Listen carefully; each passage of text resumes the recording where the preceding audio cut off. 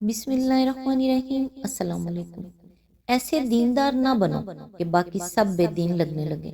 اگر تم نماز کے لیے اللہ کے قریب تو ہو سکتا ہے کہ کوئی صبر و شکر یا انسانیت کی خدمت یا کچھ اور کے راستے سے اللہ تک پہنچ رہا ہو۔ تم صرف اپنے معاملے پر نظر رکھو، کیونکہ تم سے صرف اسی کا حساب لیا جانا ہے۔ ہمیں یہ سمجھ لینا چاہیے کہ جب ہم دوسروں کے معاملات پر جواب دہ نہیں ہیں تو ہم ان سے سوال کا حق بھی نہیں رکھتے۔ تمہارا رب اپنے بندے کی اس بات پر خوش ہوتا ہے جب وہ کہتا ہے، اے اللہ، اے میرے پروردگار، میرے گناہ بخش دے، کیونکہ تیرے سوا کوئی اور ذات نہیں جو گناہوں کو معاف کر سکے۔ اللہ تعالیٰ سے دعا ہے کہ وہ ہم سب کو نیکی کی ہدایت دے اور اپنے نیک بندوں میں شامل کرے۔ اللہ تعالیٰ آپ کو اور آپ کے تمام اہل و عیال کو اپنے حفظ و امان میں رکھے، آمین۔ آج انشاءاللہ سورہ روم کی آیت نمبر 18 سے سٹارٹ کریں گے۔ اس کا ترجمہ اور تفسیر تفہیم القرآن سے بیان کروں گی جو اہل سنت جماعت کے لیے ہے۔ اعوذ باللہ من الشیطان الرجیم، بسم اللہ الرحمن الرحیم۔ آسمانوں اور زمین میں اسی کے لیے حمد ہے اور تسبیح کرو اس کی تیسرے پہر اور جب کہ تم پر ظہر کا وقت آتا ہے۔ اس کی تفسیر ہے، اس آیت میں نماز کے 4 اوقات کی طرف صاف اشارہ ہے: فجر، مغرب، عصر اور ظہر۔ اس کے علاوہ مزید اشارات جو قرآن مجید میں اوقات نماز کی طرف کیے گئے ہیں حسب ذیل: آقم الصلاۃ لدلوک الشمس الی غاسق اللیل وقرآن الفجر، سورہ بنی اسرائیل آیت نمبر 78، یعنی نماز قائم کرو آفتاب ڈھلنے کے بعد سے رات کی تاریکی تک، اور فجر کے وقت قرآن پڑھنے کا اہتمام کرو۔ وَآقِمِ الصَّلَاةَ طَرَفَیِ النَّہَارِ وَزُلَافًا مِّنَ اللَّیلِ، سورہ ہود آیت نمبر 114، یعنی اور نماز قائم کرو دن کے دونوں سروں پر اور کچھ رات گزرنے پر۔ وَسَبِّحْ بِحَمْدِ رَبِّکَ قَبْلَ طُلُوعِ الشَّمْسِ وَقَبْلَ غُرُوبِہَا وَمِنْ آنَاءِ اللَّیلِ فَسَبِّحْ وَأَطْرَافَ النَّہَارِ، سورہ طٰہٰ آیت نمبر 130، یعنی اور اپنے رب کی حمد کے ساتھ اس کی تسبیح کرو سورج نکلنے سے پہلے اور اس کے غروب ہونے سے پہلے، اور رات کی کچھ گھڑیوں میں پھر تسبیح کرو، اور دن کے کناروں پر۔ ان میں سے پہلی آیات بتاتی ہے کہ نماز کے اوقات زوال آفتاب کے بعد سے عشاء تک ہیں اور اس کے بعد پھر فجر کا وقت ہے۔ دوسری آیت میں دن کے دونوں سروں سے مراد صبح اور مغرب کے اوقات ہیں، اور کچھ رات گزرنے پر سے مراد عشاء کا وقت ہے۔ تیسری آیت میں قبل طلوع آفتاب سے مراد فجر اور قبل غروب سے مراد عصر۔ رات کی گھڑیوں میں مغرب اور عشاء دونوں شامل ہیں، اور دن کے کنارے 3 ہیں: ایک صبح، دوسرے زوال آفتاب، تیسرے مغرب۔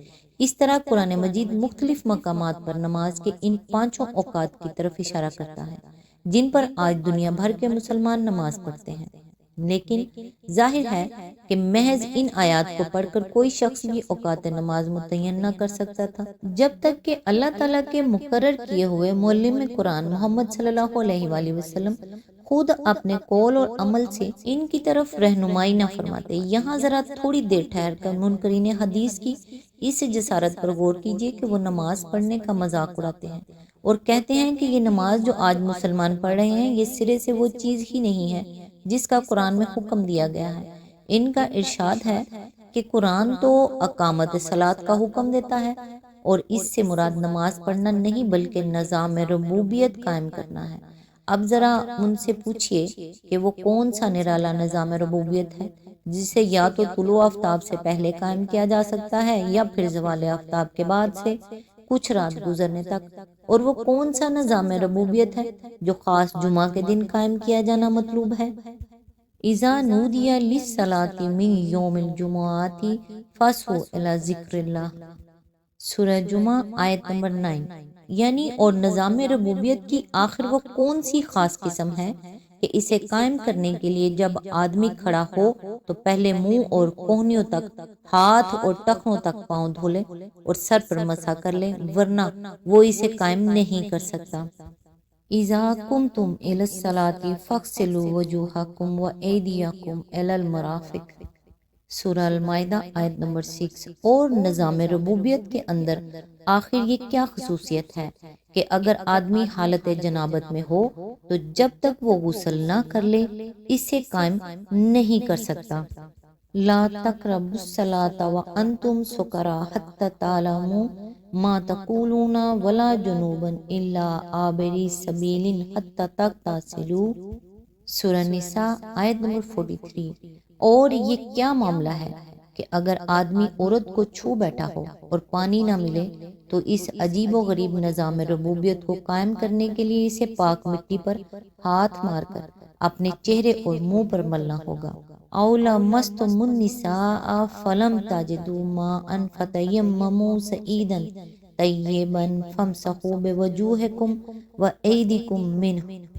سورہ المائدہ آیت نمبر 6۔ اور یہ کیسا عجیب نظام ربوبیت ہے کہ اگر سفر پیش آ جائے تو آدمی اسے پورا قائم کرنے کے بجائے آدھا ہی قائم کر لے۔ وَإِذَا ضَرَبْتُمْ فِي الْأَرْضِ فَلَيْسَ عَلَيْكُمْ جُنَاحٌ أَن تَقْصُرُوا مِنَ الصَّلَاةِ۔ سورہ النساء آیت نمبر 101۔ پھر یہ کیا لطیفہ ہے کہ اگر جنگ کی حالت ہو تو فوج کے آدھے سپاہی ہتھیار لیے ہوئے امام کے پیچھے نظام ربوبیت قائم کرتے رہیں اور آدھے دشمن کے مقابلے میں ڈٹے رہیں۔ اس کے بعد جب پہلا گروہ امام کے پیچھے نظام ربوبیت قائم کرتے ہوئے ایک سجدہ کر لے تو وہ اٹھ کر دشمن کا مقابلہ کرنے کے لیے چلا جائے اور دوسرا گروہ اس کی جگہ آ کر امام کے پیچھے اس نظام ربوبیت کو قائم کرنا شروع کر دے۔ وَإِذَا كُنْتَ فِيهِمْ فَأَقَمْتَ لَهُمُ الصَّلَاةَ فَلْتَقُمْ طَائِفَةٌ مِّنْهُم مَّعَكَ وَلْيَأْخُذُوا أَسْلِحَتَهُمْ فَإِذَا سَجَدُوا فَلْيَكُونُوا مِنْ وَرَائِكُمْ وَلْتَأْتِ طَائِفَةٌ أُخْرَىٰ لَمْ يُصَلُّوا فَلْيُصَلُّوا مَعَكَ۔ سورہ النساء آیت نمبر 102۔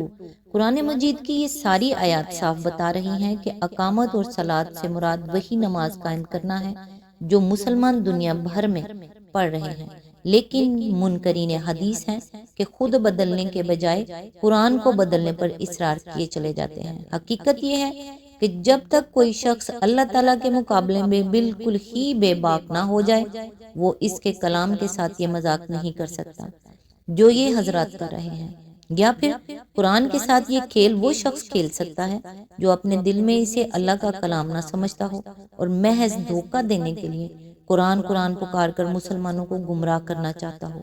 اس سلسلے میں آگے حاشیہ نمبر 50 بھی ملاحظہ ہو۔ آیت نمبر 19۔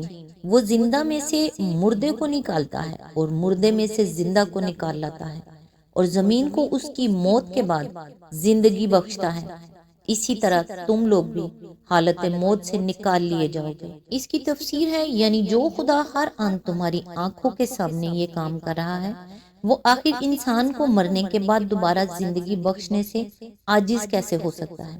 وہ ہر وقت زندہ انسانوں اور حیوانات میں سے فضلات یعنی ویسٹ میٹر خارج کر رہا ہے جن کے اندر زندگی کا شائبہ تک نہیں ہوتا۔ وہ ہر لمحہ بے جان مادے یعنی ڈیڈ میٹر کے اندر زندگی کی روح پھونک کر بے شمار جیتے جاگتے حیوانات، نباتات اور انسان وجود میں لا رہا ہے، حالانکہ بجائے خود ان مادوں میں جن سے ان زندہ ہستیوں کے جسم مرکب ہوتے ہیں قطعاً کوئی زندگی نہیں ہوتی۔ وہ ہر آن یہ منظر تمہیں دکھا رہا ہے کہ بے خبر پڑی ہوئی زمین کو جہاں پانی میسر آیا اور یکایک وہ حیوانی اور نباتی زندگی کے خزانے اگلنا شروع کر دیتی ہے۔ یہ سب کچھ دیکھ کر بھی اگر کوئی شخص یہ سمجھتا ہے کہ اس کارخانہ ہستی کو چلانے والا خدا انسان کے مر جانے کے بعد اسے دوبارہ زندہ کرنے سے عاجز ہے تو حقیقت میں وہ عقل کا اندھا ہے۔ اس کے سر کی آنکھیں جن ظاہری مناظر کو دیکھتی ہیں اس کی عقل کی آنکھیں ان کے اندر نظر آنے والے روشن حقائق کو نہیں دیکھتی۔ آیت نمبر 20۔ اس کی نشانیوں میں سے یہ ہے کہ اس نے تم کو مٹی سے پیدا کیا پھر یکایک تم بشر ہو کے زمین میں پھیلتے چلے جا رہے ہو۔ اس کی تفسیر ہے خبردار رہنا چاہیے کہ یہاں سے رکوع کے خاتمے تک اللہ تعالیٰ کی جو نشانیاں بیان کی جا رہی ہیں وہ ایک طرف تو اوپر کے سلسلہ کلام کی مناسبت سے حیات اخروی کے امکان و وقوع پر دلالت کرتی ہیں اور دوسری طرف یہی نشانیاں اس بات پر بھی دلالت کرتی ہیں کہ یہ کائنات نہ بے خدا ہے اور نہ اس کے بہت سے خدا ہیں، بلکہ صرف ایک خدا اس کا تنہا خالق، مدبر، مالک اور فرمانروا ہے، جس کے سوا انسانوں کا کوئی معبود نہیں ہونا چاہیے۔ اس طرح یہ رکوع اپنے مضمون کے لحاظ سے تقریر ما سبق ما بعد دونوں کے ساتھ مربوط ہے، یعنی انسان کا مایہ تخلیق اس کے سوا کیا ہے؟ چند بے جان مادے ہیں جو زمین میں پائے جاتے ہیں، مثلا کچھ کاربن، کچھ کیلشیم، کچھ سوڈیم اور ایسے ہی چند اور عناصر۔ انہی کو ترکیب دے کر وہ حیرت انگیز ہستی بنا کھڑی کی گئی ہے جس کا نام انسان ہے، اور اس کے اندر احساسات، جذبات، شعور، تعقل اور تخیل کے وہ عجیب قوتیں پیدا کر دی گئی ہیں جن میں سے کسی کا منبع بھی اس کے عناصر ترکیبی میں تلاش نہیں کیا جا سکتا۔ پھر یہی نہیں کہ ایک انسان اتفاقاً ایسا بن کھڑا ہوا ہو، بلکہ اس کے اندر وہ عجیب تولیدی قوت بھی پیدا کر دی گئی جس کی بدولت کروڑوں اور اربوں انسان وہی ساکھ اور وہی صلاحیتیں لیے ہوئے بے شمار موروثی اور بے حد و حساب انفرادی خصوصیات کے حامل نکلتے چلے آ رہے ہیں۔ کیا تمہاری عقل یہ گواہی دیتی ہے کہ یہ انتہائی حکیمانہ خلقت کسی صانع حکیم کی تخلیق کے بغیر آپ سے آپ ہو گئی ہے؟ کیا تم بحالت ہوش و حواس یہ کہہ سکتے ہو کہ تخلیق انسان جیسا عظیم الشان منصوبہ بنانا اور اس کو عمل میں لانا اور زمین و آسمان کی بے حد و حساب قوتوں کو انسانی زندگی کے لیے سازگار کر دینا بہت سے خداؤں کی فکر و تدبیر کا نتیجہ ہو سکتا ہے؟ اور کیا تمہارا دماغ اپنی صحیح حالت میں ہوتا ہے جب تم یہ گمان کرتے ہو کہ جو خدا انسان کو خالص عدم سے وجود میں لایا ہے وہ اسی انسان کو موت دینے کے بعد دوبارہ زندہ نہیں کر سکتا؟ آج تک کے لیے بس اتنا ہی، نیکسٹ انشاءاللہ آیت نمبر 21 سے سٹارٹ کریں گے۔ تب تک کے لیے دعاؤں میں یاد رکھیے گا۔ اللہ حافظ۔